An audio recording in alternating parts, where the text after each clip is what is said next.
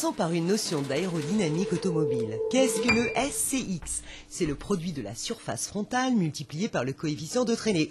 Oups. Bon allez, simplement dit, pardon aux puristes, c'est la représentation physique de la force de l'air qui s'oppose à l'avancement d'un véhicule. Dans l'automobile, cet indicateur est très important. Pourquoi? Parce que plus il est petit, moins le véhicule consomme, donc moins c'est cher à la pompe, et bien sûr moins il rejette de CO2 dans l'air. Depuis 1974 et le premier choc pétrolier, Renault a pris conscience qu'il fallait réaliser systématiquement les tests aérodynamiques, d'ailleurs concluants comme sur la R25 ou la R21, deux références au milieu des années 80. Depuis 2004, Renault et PSA avec le CNAM partagent en GIE la nouvelle soufflerie ultra-moderne S2A, l'une des meilleures du monde où l'on fait de la recherche et des validations aérodynamiques. Quoi, avec la concurrence, me direz-vous? Pas d'inquiétude, d'abord l'idée est d'optimiser l'outil entre les deux constructeurs et donc les frais associés. La répartition des séances entre Renault et PSA donc, est déterminée à l'avance en général. Et il peut arriver que le matin est une séance Renault jusqu'à 14 h et l'après-midi est une séance PSA par exemple. Ça veut dire qu'à 14 h, tout bascule de l'univers Renault à l'univers PSA. Ensuite, les 20 personnes qui y travaillent sont neutres. Le personnel n'est ni Renault ni Peugeot parce que ça présenterait des difficultés pour assurer la confidentialité vis-à-vis de l'autre constructeur. Vous voilà rassurés, alors continuons. Comme cette soufflerie est très sophistiquée, échelle 1, échelle 2/5, tapis défilant, roue tournante, simulation vent latéral et soufflerie acoustique, Renault peut recréer des conditions sur route avec un vent allant jusqu'à 240 km/h. Le moto-ventilateur fait 8,30 m de diamètre et développe 3800 kW de puissance. Waouh, ça décoiffe. Question projet, sachez que l'aérodynamique est intégrée à tous les étages du développement d'un nouveau véhicule. Le travail commence dès les premières esquisses du design et dès les premières maquettes. Direction la soufflerie échelle 2/5 pour ajuster le tir.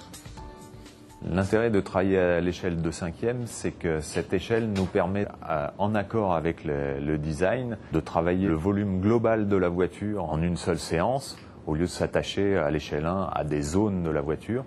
C'est-à-dire que le designer vient dans la soufflerie avec nous et on teste des solutions, ce qui nous permet de gagner un temps précieux.